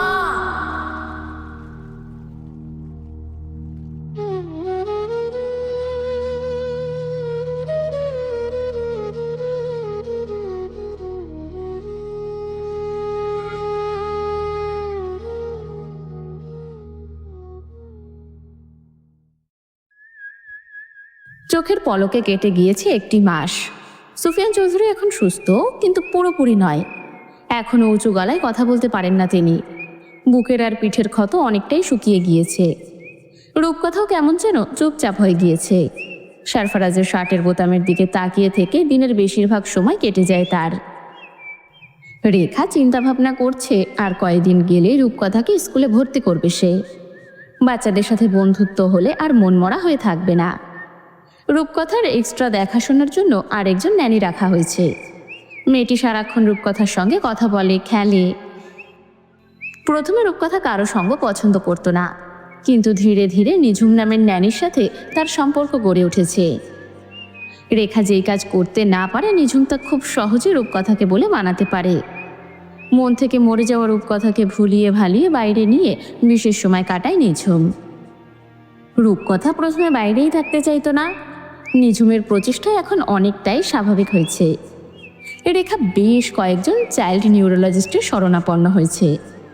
প্রত্যেকের একই কথা, বেবি মনে আঘাত পেয়েছে, স্বাভাবিক হতে সময় লাগবে। রেখা প্রহর গণে। রূপকথা স্বাভাবিক হয়ে তাকে মা বলে ডাকবে, কিন্তু রূপকথা তার পরিবর্তে রেখার সাথে কথা বলাই বন্ধ করে দিয়েছে। তার মতে এই মহিলা জোর করে সরফরাজের থেকে তাকে আলাদা করে দিয়েছে, আর তার সেভিয়ার সরফরাজ কোথাও হারিয়ে গিয়েছে। রূপকথা জানে কেউ বেড়াতে গিয়ে এত দিন থাকে না। নিশ্চিত সরফরাজ হারিয়ে গেছে, আর কখনো সরফরাজ ফিরে আসবে না। তাকে রূপকথা বলে ডাকবেও না। গার্ডেনে নিঝুমের সাথে হেঁটে হেঁটে বিভিন্ন ফুল দেখছিল রূপকথা। হঠাৎ সরফরাজের কথা মনে পড়তেই ভেউ ভেউ করে কেঁদে উঠল মেয়েটা। ছোট ছোট দুই হাত মিলে ডেকে উঠল, তুমি আর ফিরবে না সরফরাজ, আমার কষ্ট হচ্ছে। এদের কাউকে আমার ভালো লাগে না। তুমি অনেক পথে সরফরাজ, না ফিরলে আর কথা বলবো না তোমার সাথে। মেয়েটির কান্নারত মুখের পানে তাকিয়ে তপ্ত শ্বাস ফেলল নিঝুম। এরপর কোলে তুলে চোখ মুছিয়ে বলল, কেঁদো না রূপকথা, সরফরাজ ফিরবে। ভাঙা সিক্ত গলায় রূপকথা অবুঝের ন্যায় শুধায়, কবে ফিরবে? উত্তর জানে না নিঝুম, শুধু কম্পিত গলায় বলে, ফিরবে রূপকথা। এদিকে মেয়ের কান্না পুরোটাই আড়াল থেকে দেখলেন সুফিয়ান। সহ্য করতে না পেরে রাত দিনের হিসেব না কষেই বন্ধু আলেকজান্ডারকে কল করলেন। ভদ্রলোক বেঘরে ঘুমোচ্ছিলেন, কারণ এখন গভীর রাত। ঘুম জড়ানো চোখে ফোন হাতের সামনে এনে স্ক্রিনে সুফিয়ানের নাম্বার দেখে হাই তুলে ফোন কেটে দিয়ে পুনরায় ব্যাক করলেন। আলেকজান্ডারকে পেয়ে সুফিয়ান জিজ্ঞেস করল, বন্দরে খোঁজ নিয়েছিলি? আলেকজান্ডার ভাঙ্গা কণ্ঠে বলল, আজ পোর্টে নোঙর ফেলবে জাহাজ, খবর নিয়েছি। তুমি চিন্তা করো না, আমি ওকে আমার কাছে নিয়ে আসবো। নিশ্চিন্তে আরো কিছু কথা বলে ফোন কেটে দিলেন সুফিয়ান। এরপর চোখ বুজে বিড়বিড় করে বললেন, তোর মতো করে আমরা কি রূপকথাকে ভালোবাসতে পারছি না সরফরাজ? হাজার হাজার কন্টেনার দিয়ে ভরা ক্যালিফোর্নিয়ার লং বিচ পোর্ট। পৃথিবীর সমস্ত কন্টেনার ভর্তি মালামাল যেন এই বন্দরে এনেই খালাস করা হয়েছে। সরফরাজদের জাহাজ যখন এই পোর্টে নোঙর ফেলল তখন প্রায় সন্ধ্যা। জাহাজের ক্যাপ্টেন উইলিয়াম লোকা হ্যান্ডমাইকে ঘোষণা দিলেন সাবধানে মাল বের করার জন্য, কারণ জাহাজ ভর্তি রাসায়নিক পদার্থ, একটু গড়বড় হলে বিশাল অগ্নিকাণ্ড ঘটবে।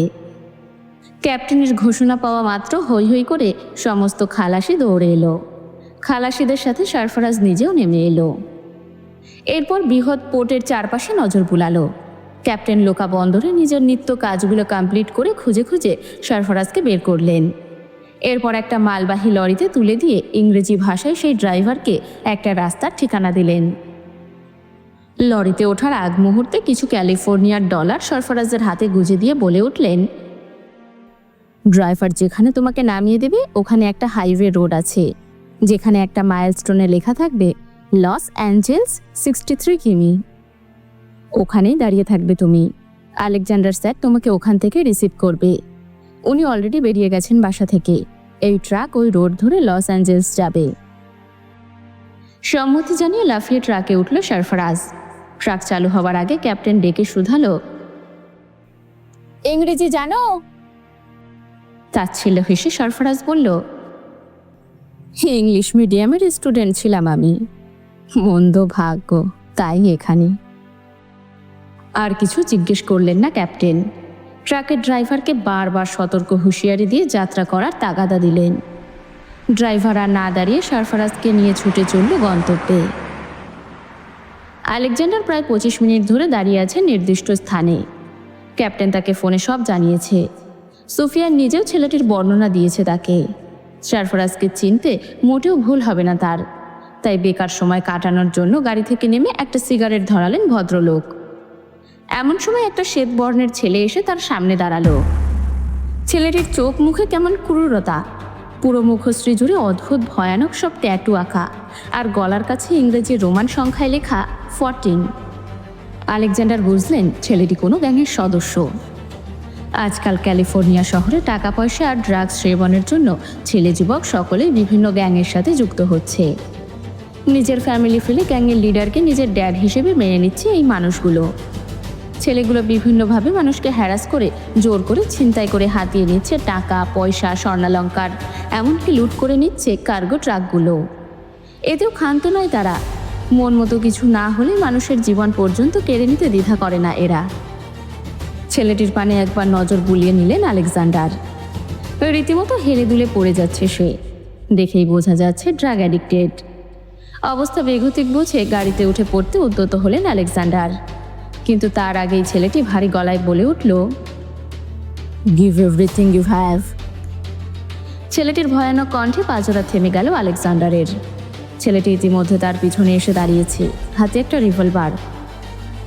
আলেকজান্ডার কোনো বাক্য ব্যয় না করে নিজের ওয়ালেট আর ফোন ছেলেটির সামনে সোপর্দ করে বলে উঠল, গো অ্যাওয়ে। ছেলেটি বাঁকা হাসল, তারপর আরেকটু এগিয়ে এসে বলল, tell me your bank account. এবার যেন ধরাশায়ী হলেন আলেকজান্ডার। খুব বাজেভাবে ফেসে গিয়েছেন তিনি, এটা বুঝতে পেরে হাত ঘড়িতে নজর বুলালেন। সরফরাজের দেখা নেই। আলেকজান্ডারের ঢিলেমি সহ্য হলো না যুবকের। সে তার কান আলেকজান্ডারের কপালে তাক করে ধমকে উঠল, টেল মি সুন। আলেকজান্ডার কথা বলার আগে সেখানে ট্রাক থামলো। ড্রাইভার কোনো মতে সরফরাজকে নামিয়ে তড়িঘড়ি করে বিদায় নিল। এই দেশের কালচার বা সিস্টেম কোনোটাই সরফরাজ বুঝে না। সে কাঁধের ব্যাগ ফেলে দৌড়ে সামনে এগিয়ে গিয়ে দাঁড়াতেই ছেলেটি এবার সরফরাজের দিকে গান তাক করল। মুহূর্তে ভীত সরফরাজের হাত উপরে তুলে বলে উঠল, হু আর ইউ? আলেকজান্ডার সংক্ষেপে সরফরাজকে সব বোঝাতেই সরফরাজ বাঁকা হাসল। খুনির আতুর ঘরে জীবনের 7টি বছর কাটিয়েছে সে। সোভানগং কোনো প্রকার ট্রেনিংই বাদ রাখেনি তাকে সেরা খুনি হিসেবে গড়ে তুলতে। তাই নিজের কৌশল খাটিয়ে মুহূর্তে ছেলেটির হাত থেকে কেড়ে নিল বন্দুক। কিছু বুঝে উঠবার আগেই আরও কয়েকজন ছেলে ঝড়ের বেগে দৌড়ে এলো সেখানে। সরফরাজ বুঝলো সবাই আগে থেকেই ওঁত পেতেছিল।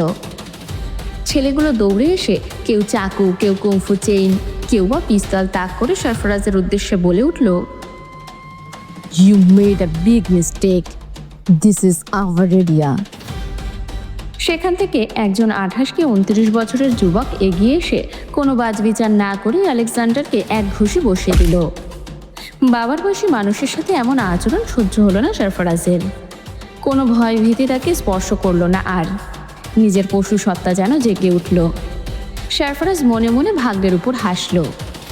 জীবন আমাকে দুর্ধর্ষ খুনি বানিয়েই ছাড়বে দেখছি। নিজের ক্রোধ সামলাতে না পেরে সরফরাজ সেই যুবকের মুখ বরাবর এক শক্ত ঘুষি বসিয়ে বলে উঠল, আই ফাক ইউর এরিয়া। সরফরাজের ঘুষিতে ছিটকে দূরে পড়ল যুবক। যুবক ছিটকে পড়তেই উপস্থিত সকলে ডেকে উঠল, জ্যাকব। জ্যাকব হুড়মুড়িয়ে উঠে ঠোঁটের কোণে রক্ত মুছে অর্ডার দিল, কিল দ্যাট বাস্টার্ড। মুহূর্তে এক অনাকাঙ্ক্ষিত পরিস্থিতি সৃষ্টি হলো যেন। সরফরাজের হাতের বন্দুক কারো চোখে ভীতি তৈরি করল না। যারা গ্যাং লিডারের জন্য নিজেদের জীবন উৎসর্গ করতে গ্যাংয়ে যুক্ত হয় তাদের আবার কিসের মৃত্যু ভয়। নিরুপায় আলেকজান্ডার প্রাণের শঙ্কায় গাড়িতে উঠে সরফরাজকে ফেলেই চলে গেলেন।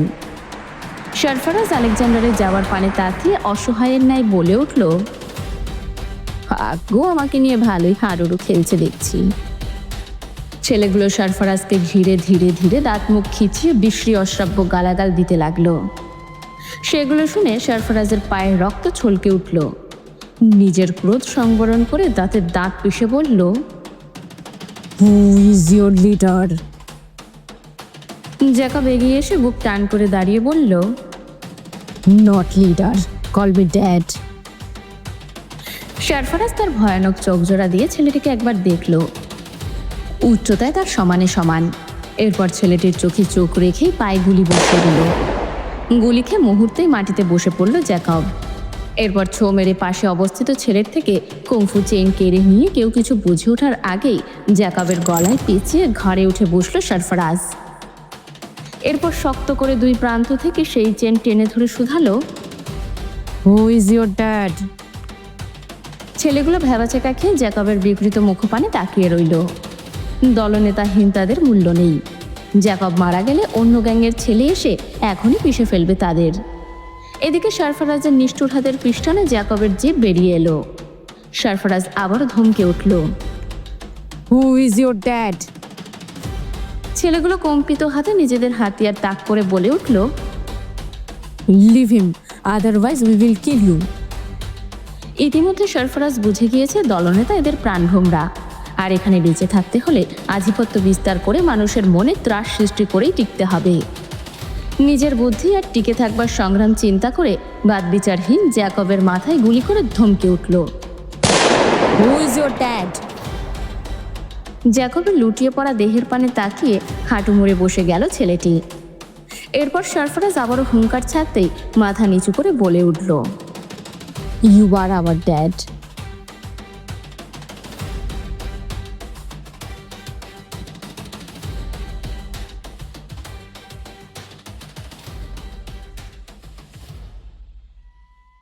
সিয়েরা ন্যাশনাল ফরেস্ট, ক্যালিফোর্নিয়া শীতের ঝাপসা কুয়াশা ভেদ করে উকি দিচ্ছে মাউন্ট ট্রেনের সুউচ্চ চূড়া।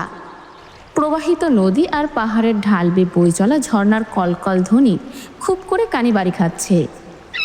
ম্যাকাও আর ফ্লেমিঙ্গোর সুমধুর ডাক হৃদয় প্রশান্তি এনে দেওয়ার আগেই তাদের বৃহৎ ডানা ঝাপটিয়ে পালিয়ে যাবার শব্দ পাওয়া যাচ্ছে। হুট করে হুঙ্কার ছেড়ে উঠল ব্ল্যাক জাগুয়ার। কি ভয়ানক সেই হুঙ্কার! এহেন হুঙ্কারে গাছের পাতার ঝোপে লুকিয়ে থাকা পাখির দলও পাখা ঝাপটিয়ে নিজেদের ভীতি জানান দিল। জাগুয়ারের হুঙ্কার যেন নেকড়ের পালের কাছে অসহনীয় ঠেকল।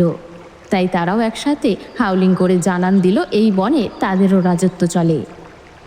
কিন্তু আসলে কি এই বনে তাদের রাজত্ব চলে, নাকি এখানে রাজত্ব করার জন্য সত্যিই কোনো রাজা আছে? ঘড়িতে সকাল 9:20। কুয়াশার আস্তরণ ধীরে ধীরে ক্ষীণ হয়ে উঠল। সূর্যমামা এখনো মুখ তুলে ধরণী দেখেনি। হয়তো ঘন কুয়াশা তাকে জাপটে ধরেছে। চারপাশ নীরব নিস্তব্ধ। ঘড়ির কর্কশ অ্যালার্ম টিং টিং করে বেজে জানান দিল সমস্ত নিস্তব্ধতা ভাঙার সময় এসেছে। কিন্তু এই নিস্তব্ধতা ভাঙবে কে? সিয়েরা ফরেস্টের পাইন গাছে ঘেরা সমতল ভূমিতে 2 তলা বিশিষ্ট বিশাল এক ফরেস্ট হাউস। কাঠ, লোহা আর ভারী থাই গ্লাসের নিমিত্তে অভিনব কায়দায় তৈরি করা হয়েছে এই বাড়ি। আলপাইন এরিয়ার সবচেয়ে বিলাসবহুল এবং দৃষ্টিনন্দন ফরেস্ট হাউস এটি। এই হাউসে বাস করেন 28 কি 29 বছরের এক যুবক। সমস্ত আলপাইন কান্ট্রির কেউ সেই যুবকের নাম জানে না। কেউ কখনো তাকে সামনে থেকেও দেখেনি। শুধু লোকমুখে শুনেছে হি ইজ আ ডেভিল। বাস এইটুকুই। এতেই কাউন্টির কেউ এই বাড়ির অভিমুখে আসার সাহস করে না। প্রায়শই এই নির্জন বাড়িটি থেকে মানুষের হৃদয় বিদারক চিৎকার ভেসে আসে, সেই সাথে কুকুরের ঘেউ ঘেউ ডাক। কেউ কখনো দেখার বা জানার সাহস করেনি কেন এই বাড়িতে মানুষ আকাশ বাতাস ভারী করে চিৎকার করছে। কারণ শান্তিপূর্ণ এই কাউন্টিতে কেউ যেচে অশান্তি ডেকে আনতে চায় না। বালু আর পাথর ভর্তি পাঞ্চ ব্যাগে একের পর এক শক্ত পাঞ্চ করে যাচ্ছে যুবক। এক একটা পাঞ্চের ওজন কমপক্ষে 900 থেকে 1000 পাউন্ড। প্রত্যেকবার হিট করার সাথে সাথেই পোক্ত হাতের বাইসেপ মাসেলগুলো কেঁপে কেঁপে উঠছে। অদ্ভুত ভয়ানক চোখ জোড়াতে ঈগলের ন্যায় শিকারের দৃষ্টি। জড়বস্তুর ব্যাগটাও যেন যুবকের হিংস্র চোখ দুটো দেখে ভয় কাঁপছে। ওভাল শেপের হলদেটে ফর্সা মুখ জুড়ে খোঁচা খোঁচা দাড়ি, প্রশস্ত চোয়াল আর কালচে লাল ঠোঁট। স্লিক ব্যাক হেয়ার স্টাইলের সাথে জিম করা শক্ত ফর্সা শরীরটা বেশ মোহনীয়। পেশিবহুল বুকের বাম পাশে মুখ হাঁ করে দাঁত বের করে শিকারের জন্য ধরা ওত পেতে থাকা এক ব্ল্যাক জাগুয়ারের ট্যাটু। জাগুয়ারের মাথায় একটা দাবার কিং, তার উপর লেখা চেকমেট। কতক্ষণ ধরে এহেন ঘুষাঘুষির খেলা চলল তার হিসেব রাখল না এই পুরুষ। ঘুষির তোরে হাতে পেঁচানো কাপড় ছিঁড়ে যখন হাতের নরম চামড়া ফেটে রক্ত বেরিয়ে এলো, তখন সে নিজের খেয়ালে এলো। শত শত ক্যালারি বেয়ে শরীর ঘিয়ে নেমে একাকার। মাসেলের প্রতিটা খাজ বেয়ে বেয়ে সেই নোনতা ঘাম গলে পড়ছে। কোনো রমণী এখনো দৃশ্য এই অযাচিত ঘর্মবিন্দুর উপর নিশ্চিত জেলাস ফিল করত, কিন্তু যুবক নির্বিকার। হ্যাঙ্গার থেকে ছোট সাদা টাওয়াল নিয়ে চোখ মুখের ঘাম মুছে শাওয়ার নেওয়ার জন্য পা বাড়ালো। কাজ ঘেরা আধুনিক ওয়াশরুমে শাওয়ার ছেড়ে দেওয়ালে 2 হাতের ভর দিয়ে চোখ বুজে ফেলল যুবক। কয়েক মিনিটের মধ্যেই নিজের জীবনের হিসেব নিকেশ মেলালো। শেষমেশ এসে সমীকরণ মিলল না। ফেতে যুবক তাচ্ছিল্য হেসে শাওয়ারের নব বন্ধ করে দিল। এরপর গায়ে একটা বাথরোব জড়িয়ে বেরিয়ে এলো। মাথার চুল মুছতে মুছতে ড্রেসিং টেবিলের সামনে এসে দাঁড়ালো সে। আয়নায় নিজেকে একবার পরখ করলো। ডান চোখের নিচে 3 টিয়ার ড্রপসের ট্যাটু তাকে খোঁচা দিয়ে মনে করিয়ে দিল হাউ ক্রুয়েল ইউ আর। নিজের মনের কথায় ফিক করে হেসে নিম্নভাগের লালচে ঠোঁট কামড়ে যুবক ভারী গলায় বলে উঠল, পারফেক্ট। হঠাৎ নিজের পালা কুকুর অ্যাঞ্জেলা ঘেউ ঘেউ করে ডেকে উঠল। গায়ের বাথরোব খুলে একটা 2 কোয়ার্টার পরে বাইরে বেরিয়ে এলো যুবক। ঝোপের ধারে কিছু নড়তে দেখে ঘেউ ঘেউ করছে অ্যাঞ্জেলো। নিজের পশু শিকারের শর্ট ব্রেক গান শর্ট কাঁধে ফেলে লম্বা লম্বা পায়ে হাজির হলো গার্ডেন এরিয়ার। এরপর অ্যাঞ্জেলোর ক্ষুদ্র চোখ অনুসরণ করে দৃষ্টি ফেলতেই বড় পাইথন নজরে এলো। সময় অপচয় না করে নিশানা তাক করে গুলি ছুড়ল যুবক। মুহূর্তেই আহত পাইথন ফনা তুলে লাফিয়ে ঝাঁপিয়ে দলিত মলিত করল চারপাশ। অ্যাঞ্জেলোকে নিয়ে যুবক নিরাপদ দূরত্বে এসে দাঁড়াতেই অল্প সময়ের ব্যবধানে পৃথিবী ছাড়ল ভয়ানক আজগর। এতে চেহারার কোনো পরিবর্তন ঘটল না যুবকের। হন হন করে পা বাড়িয়ে রক্তাক্ত অজগর কাঁধে তুলে অ্যাঞ্জেলোকে শুধালো, do you like python meat so much? অবলা কুকুর বুঝলো হয়তো তার মনিবের আবদার মাখা কথা। ঘেউ ঘেউ করে নিজের মতামত জাহির করতে যুবক চলল কিচেনের দিকে। অ্যাঞ্জেলো তার সন্তান, তার একাকিত্বের সঙ্গী। সন্তানকে পেট ভরে তার পছন্দের খাবার খাওয়ানো তার একান্ত কর্তব্য। কিচেনের বৃহৎ চপিং বোর্ডে অজগরের মাথা রেখে নাইফ হোল্ডার থেকে বেছে বেছে সবচাইতে ধারালো চাকু বের করলো সে। এরপর একের পর এক ছুরি চালিয়ে পিস পিস করলো অজগরের দেহ। এরপর সেগুলো ভালো করে ধুয়ে বাইরে এলো। বারবিকিউ প্যানে টুকরো করে রাখা অজগরের মাংস মশলা সমেত মাখিয়ে ছেড়ে দিল। এরপর আগুন জ্বালিয়ে ফিরে গেল নিজের কাজে। কম্পিউটারের সামনে উৎসুক হয়ে ভীত সন্ত্রস্ত মুখে বসে আছে রূপকথা। কাজ ছাড়িয়ে যাওয়া ঝলমলে কালচে বাদামি চুলগুলো আলুথালু পাখির বাসা। কতদিন চুল আঁচড়ানো হয়নি কে জানে। গোলাপি আভা মিশ্রিত কপলদয়ও আজ বড্ড ফ্যাকাশে। বড় বড় চোখের পলক ঝাপটানোতে তার হৃদয়ের প্রেশানি স্পষ্ট। লালচে ঠোঁটজোড়া কেঁপে কেঁপে উঠছে বারবার। মায়াবী মসৃণ চেহারা জুড়ে আতঙ্কের ছাপ। দাঁত দিয়ে নখ কামড়াতে কামড়াতে ইতিমধ্যে রক্ত বের হবার জোগাড় হয়েছে। তবু কিছুতেই মনে শান্তি মিলছে না তার। মা রেখা চৌধুরী মেয়ের এহেন কাণ্ডে বার কয়েক ভরসা জুগিয়ে নিজ কাজে মন দিলেন। ডিউটি থেকে খুব দ্রুত ফিরলেন সুফিয়ান চৌধুরী। রূপকথার আজ মেডিকেল অ্যাডমিশনের রেজাল্ট দেবে। মেডিকেলে চান্স পাওয়ার জন্য মেয়েটা রাত দিন পরিশ্রম করেছে। সুফিয়ান তাকে প্রতিজ্ঞা করেছে সরকারিতে চান্স না হলেও প্রাইভেট থেকে তাকে MBBS পড়াবে। কিন্তু রূপকথা তা কানেই তুলছে না। তাকে সরকারিতেই চান্স পেতে হবে। মেয়ের জেদের কাছে হার মেনে ইউনিফর্ম না পাল্টেই মেয়ের পাশে সুফিয়ান চৌধুরী নিজেও বসে গেলেন। রূপকথা ফ্যাকাশে চোখে বাবার পানে নজর দিয়ে ক্লান্ত ভয়ার্ত স্বরে বলল, চান্স হবে তো পাপা? মেয়েকে সামান্য কাছে টেনে কাঁধে চেপে ধরে সাহস জুগিয়ে সুফিয়ান বললেন, অবশ্যই হবে। আমার বাবা কত কষ্ট করেছে এর জন্য, তা কি আমি জানি না? তোর চান্স না হলে দেখবি কারোর চান্স হবে না। সুফিয়ান চৌধুরীর কথায় ভরসা পেয়ে আবারও ল্যাপটপের স্ক্রিনে নজর দিল রূপকথা। সার্ভার ডাউন, বারবার ঘুরে ঘুরে সময় নিচ্ছে।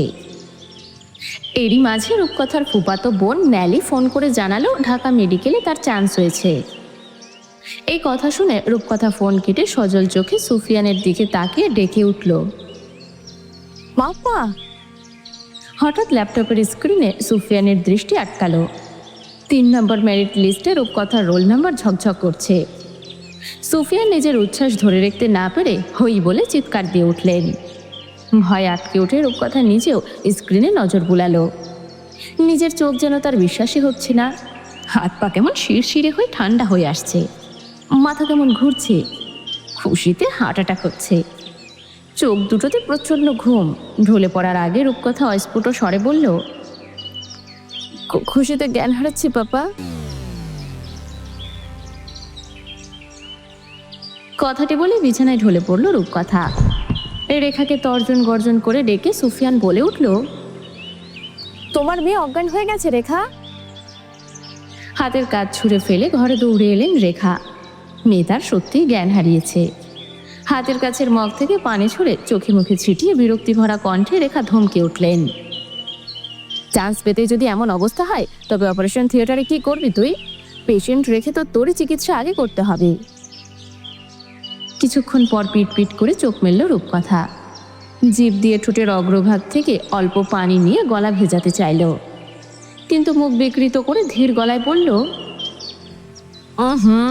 কুলসুম শরবতে চিনির বদলে আবার লবণ দিয়েছে মা।